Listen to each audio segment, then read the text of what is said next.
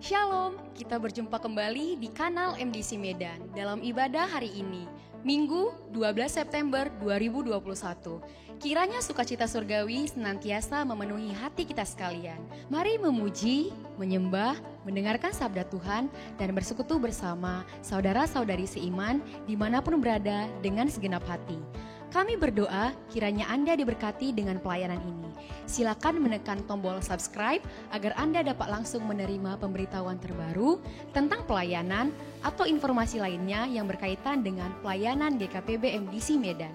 Jika Anda baru pertama sekali mengikuti pelayanan ibadah di GKPB MDC Medan atau memiliki beban doa, kami akan sangat senang sekali berdoa bagi Anda.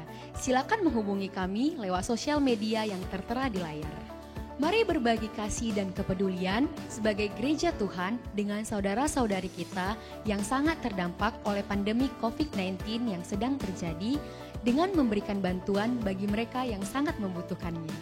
Pada hari Selasa, 14 September 2021, pukul 19 waktu Indonesia Barat, kita akan mengadakan doa malam via Zoom dengan nomor meeting ID 222 333 0023 dan passcode doa malam. Bagi Bapak Ibu yang rindu untuk menyerahkan anaknya kepada Tuhan, silakan menghubungi sekretariat untuk melakukan pendaftaran. Kita akan melakukan ibadah penyerahan anak secara online di setiap Selasa pertama setiap bulan dalam pertemuan doa malam bersama jemaat lainnya.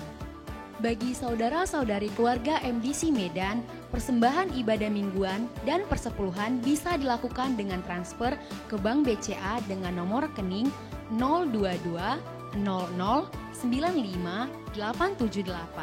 Persembahan misi di Bank BCA dengan nomor rekening 022 22 35 551. Persembahan pembangunan di Bank BCA dengan nomor rekening 022 22 36 060. Semua rekening di atas nama Gereja Kristen Perjanjian Baru. Kami sangat menghimbau kepada setiap kita untuk tetap memperhatikan protokoler kesehatan dalam beraktivitas setiap hari. Mencuci tangan, menjaga jarak aman, memakai masker, menjaga imunitas tubuh, menjauhi kerumunan, dan mengurangi mobilitas. Selanjutnya, mari siapkan hati, siapkan catatan, dan kami ucapkan selamat beribadah.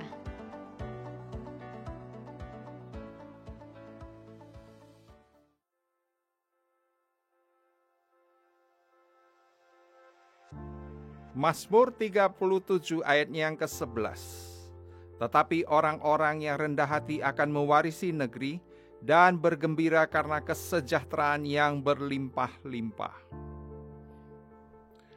Hasrat, nafsu, dan keinginan manusia seringkali menuntut untuk terpuaskan dan dipenuhi, sehingga tidak jarang hal ini membawa kepada pertentangan dengan sesama karena semua orang selalu ingin lebih, sehingga menyeret kepada berbagai kesulitan akibat dosa.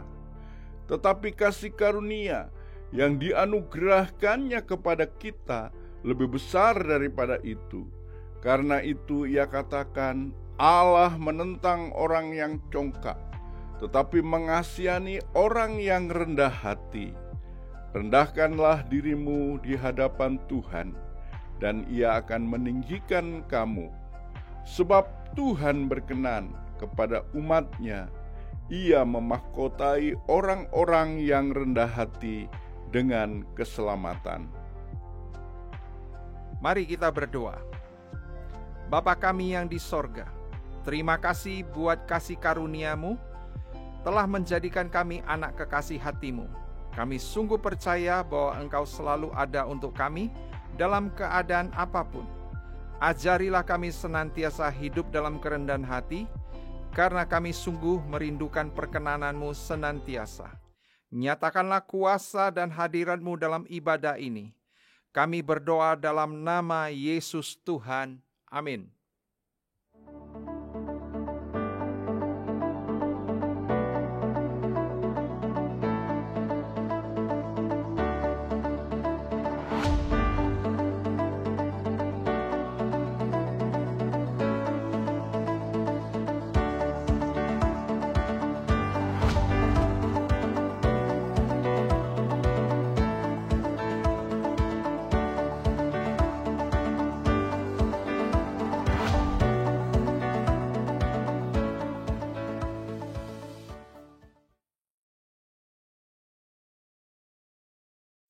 Shalom Bapak Ibu Saudara terkasih.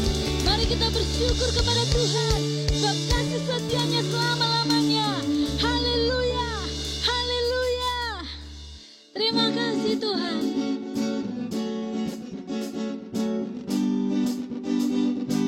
Mari kita datang kepada Tuhan.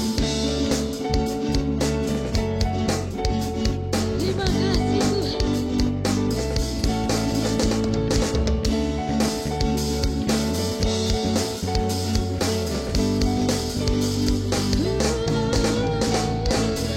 Datanglah ke baitnya dengan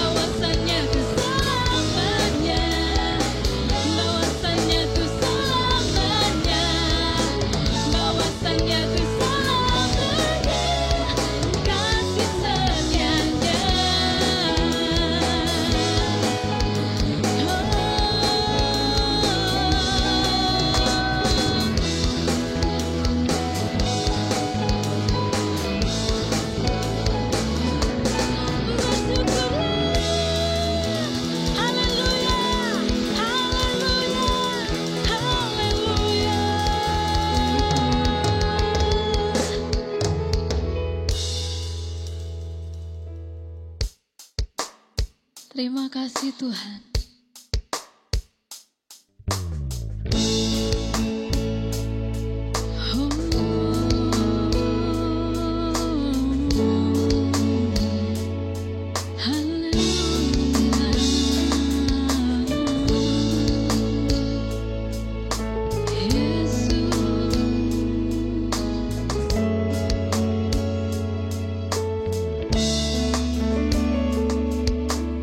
Anugerah-Mu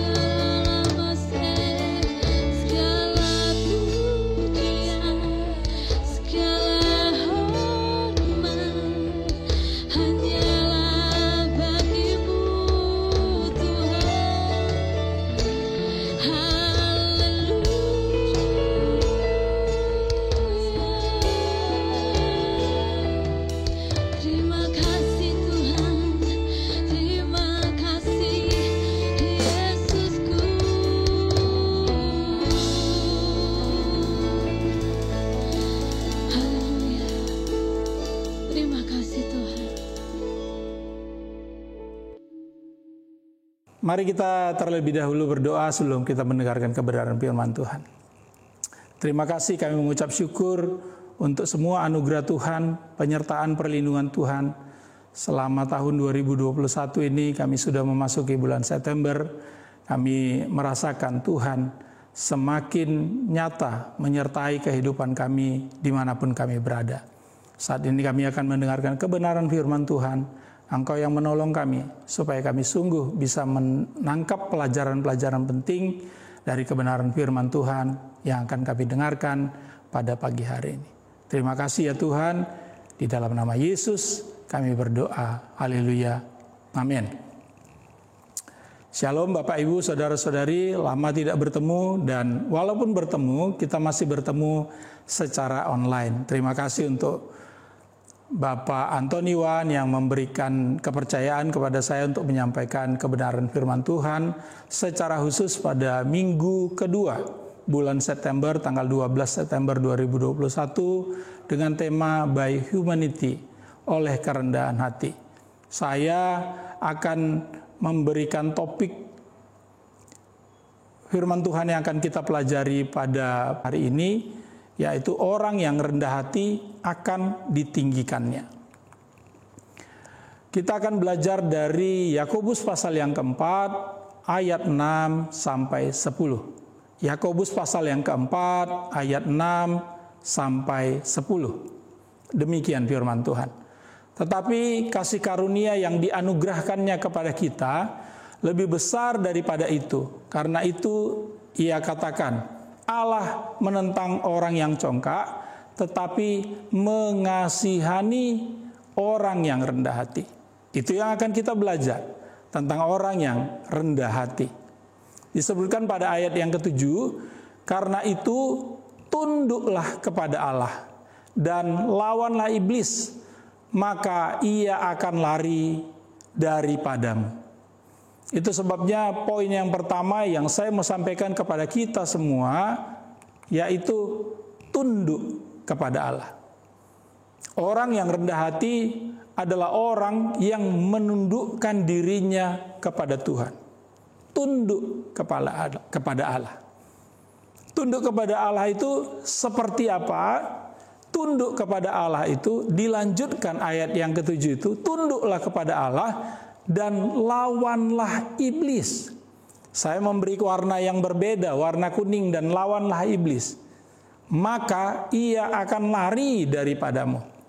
Saya mau menyampaikan kepada kita, kalau kita tunduk kepada Allah, maka kita akan aktif berdoa. Kita tidak akan menjadi orang Kristen yang pasif, tetapi kita akan menjadi orang Kristen, orang yang mengikut Kristus, orang yang percaya kepada Tuhan, yang aktif berdoa. Dan orang yang aktif berdoa itu adalah pribadi-pribadi yang melawan kuasa-kuasa kegelapan, yang melawan kuasa iblis. Itulah poin yang pertama yang akan kita pelajari pada hari ini. Tunduklah kepada Allah, aktif berdoa melawan iblis. Tentu di dalam kehidupan kita menghadapi pergumulan-pergumulan, kita menghadapi persoalan-persoalan. Itu sebabnya kita perlu aktif berdoa. Kita perlu mengangkat tangan kita, berserah kepada Tuhan, dan sementara itu kita aktif melawan kuasa-kuasa kegelapan. Karena kita menyadari, Bapak, Ibu, Saudara-saudari, sebagai orang-orang yang percaya kepada Kristus, sebagai orang-orang yang telah lahir baru, justru kita memang menjadi sasaran dari iblis. Ia akan senang, berbahagia, bersukacita kalau kita jatuh. Itu sebabnya ia akan berusaha memakai berbagai taktik, memakai berbagai siasat untuk menjatuhkan kita, orang-orang yang tunduk kepada Allah, orang-orang yang percaya sepenuhnya kepada Allah, orang-orang yang berdoa dengan aktif. Oleh sebab itu, Bapak, Ibu, Saudara, mari kita terus berdoa.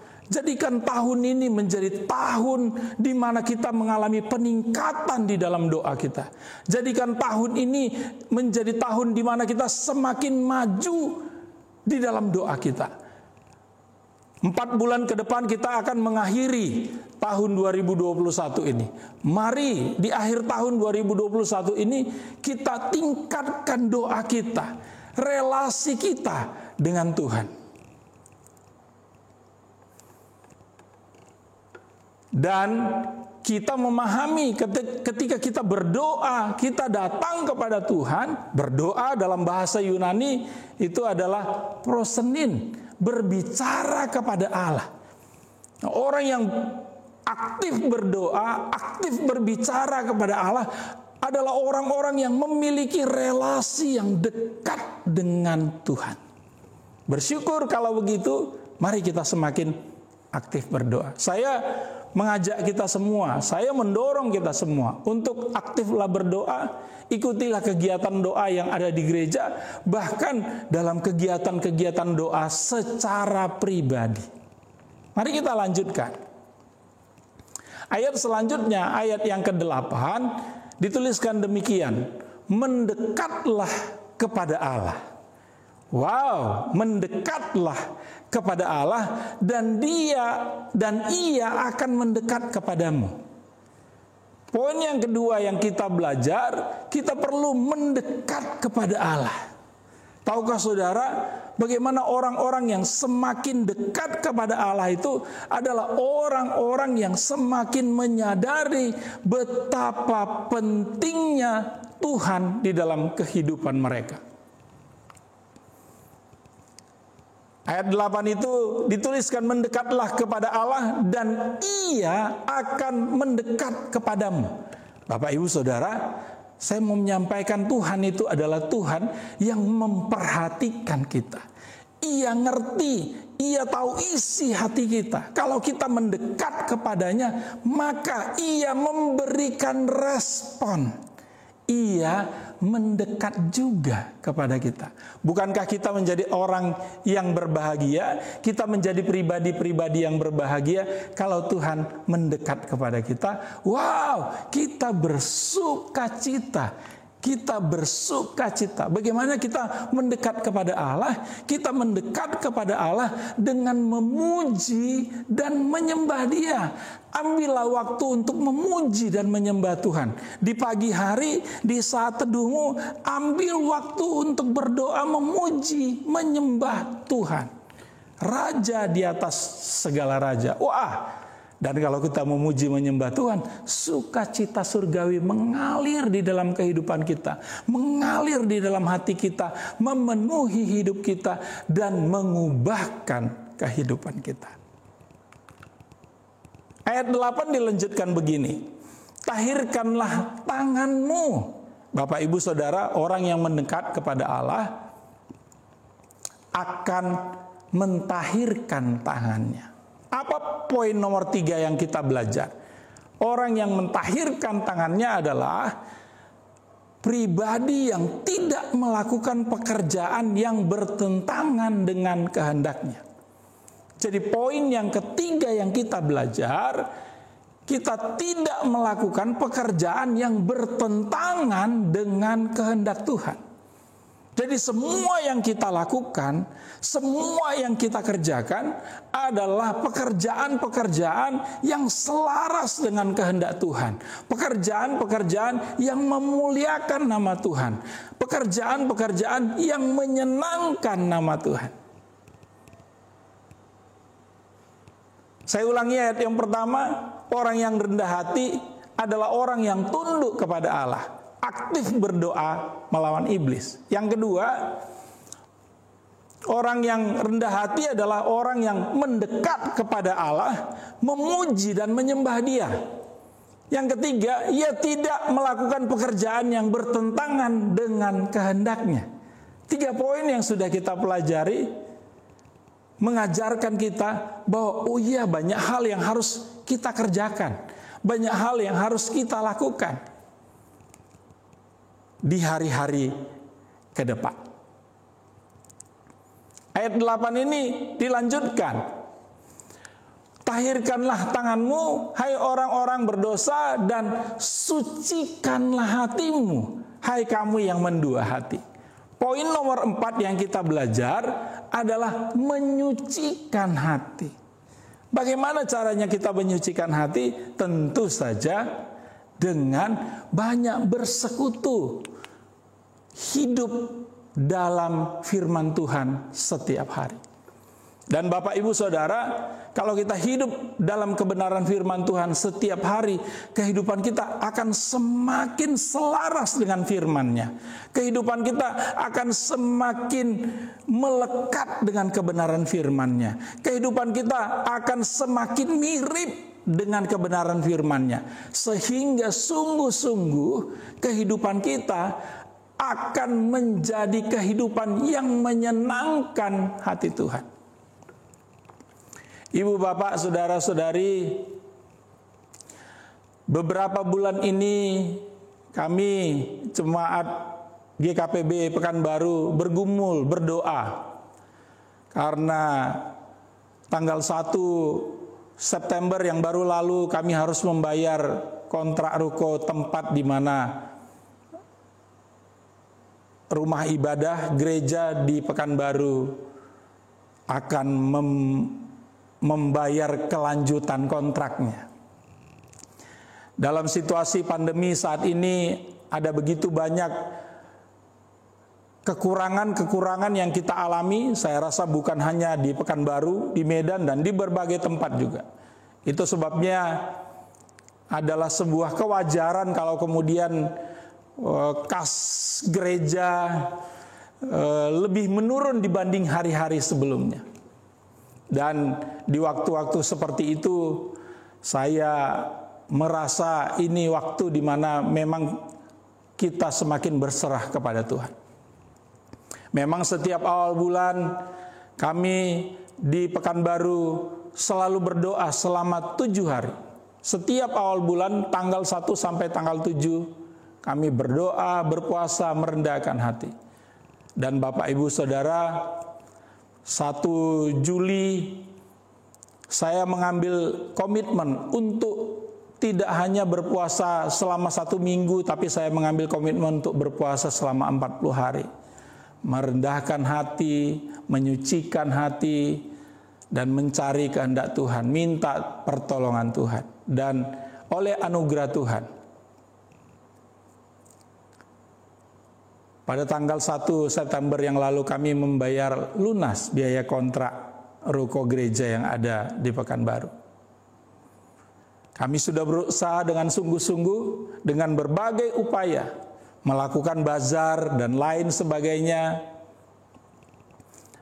Namun 1 minggu sebelum pembayaran, dana yang terkumpulkan belumlah mencukupi untuk membayar kontrak 2 tahun.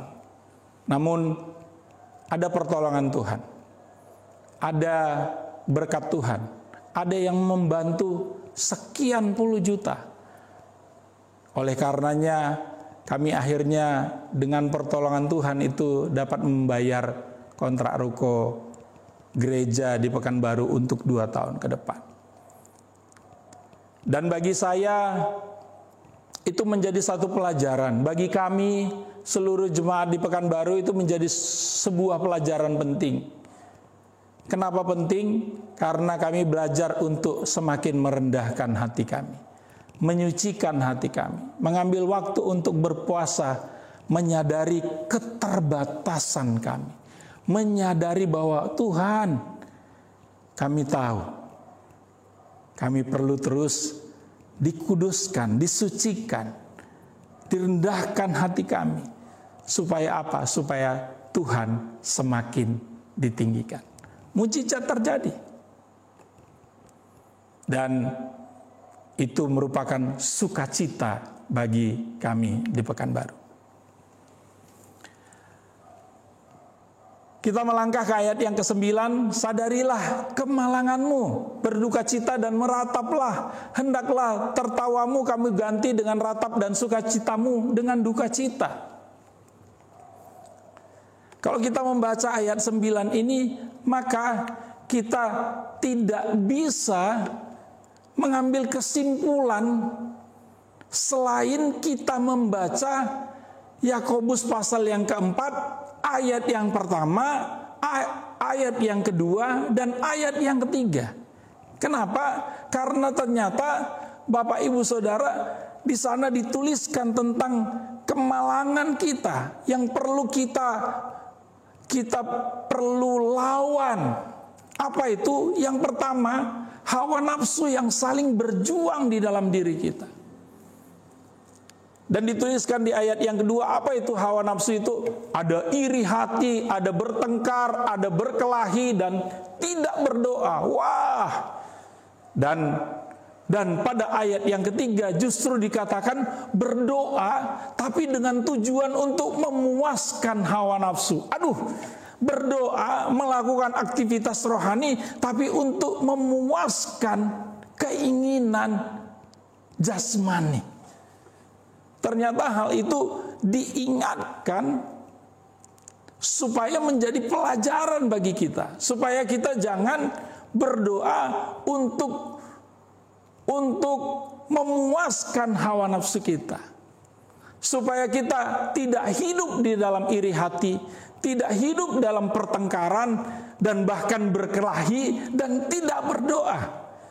Tetapi justru kita perlu belajar untuk ayat yang ke-10, ayat yang terakhir, rendahkanlah dirimu di hadapan Tuhan, dan Ia akan meninggikan kamu. Poin nomor 5, poin yang terakhir yang menjadi pelajaran penting bagi kita, mari kita belajar merendahkan diri di hadapan Tuhan. Kurang lebih 3 bulan yang lalu, anak saya Abraham, anak yang paling besar, dinyatakan positif COVID.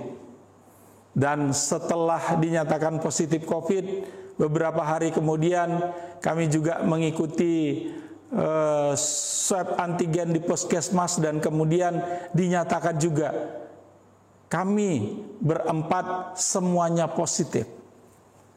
Oleh karena kondisi saya pada waktu itu hari ketiga dan hari keempat semakin demam, akhirnya kami memutuskan untuk saya dirawat di rumah sakit umum daerah Riau.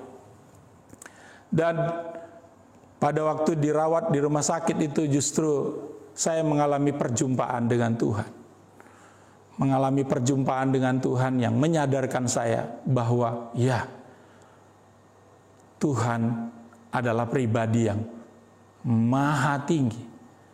Itu sebabnya semakin pentingnya saya untuk merendahkan diri di hadapan Tuhan.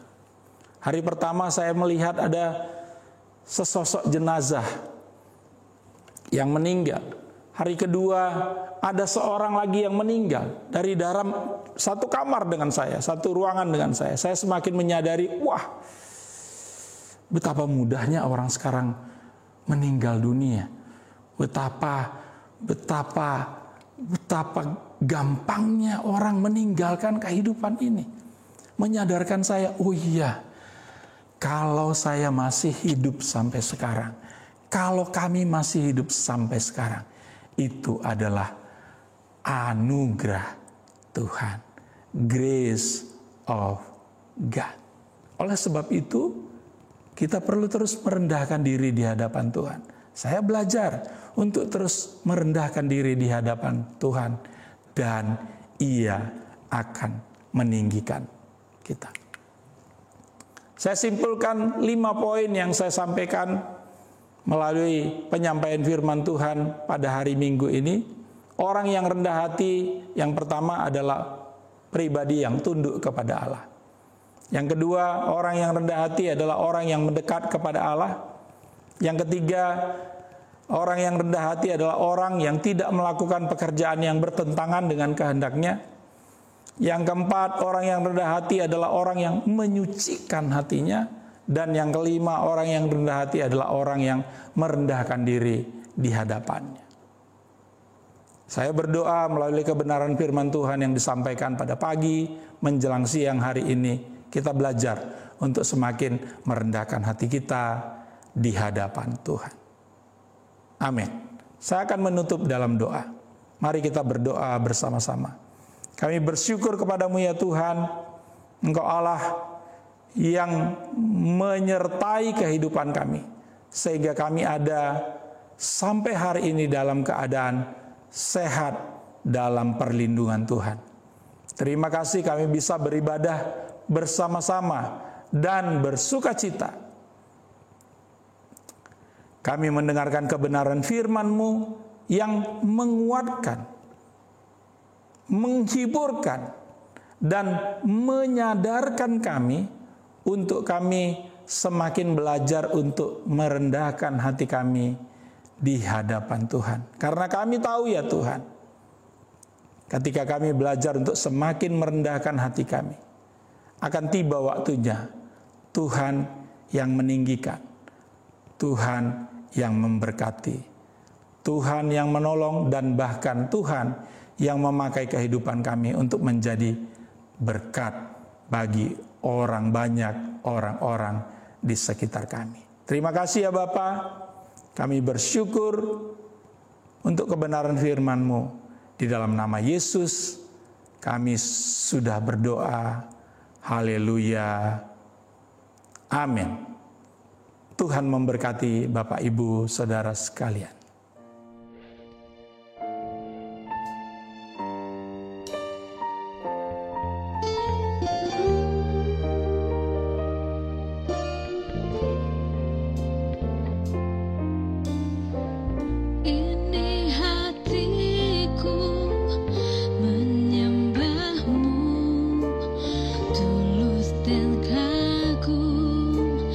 Padamu Yesus,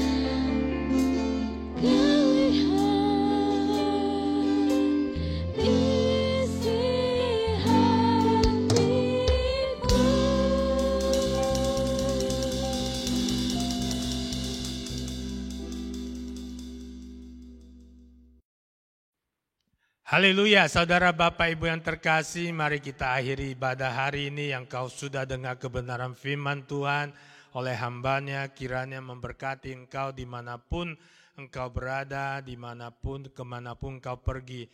Biarlah melalui kebenaran firman Tuhan yang kau dengarkan, imanmu semakin diperkuat, engkau semakin diperteguh, dikokohkan di dalam nama Yesus.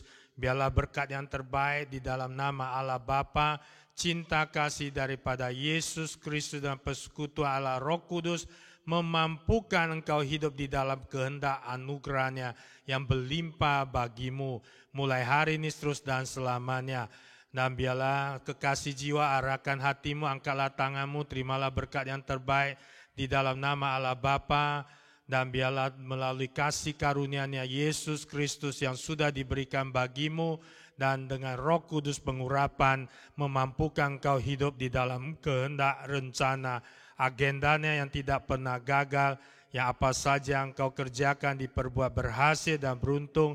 Biarlah Tuhan menyinari engkau dengan wajah-Nya, Tuhan melindungi engkau dari malapetaka mara bahaya, Tuhan menjaga, membungkus, membentengi engkau dengan kasih karunia-Nya, dengan berkat-Nya terbaik di dalam nama Yesus, supaya hidupmu semakin menjadi berkat terang garam bagi seluruh lingkungan dan bagi seluruh tempat tinggalmu mulai hari ini terus dan selamanya. Terimalah berkat besar ini dalam nama Yesus. Yang terima berkat katakan amin. Shalom. Selamat hari Minggu. Tuhan Yesus memberkati.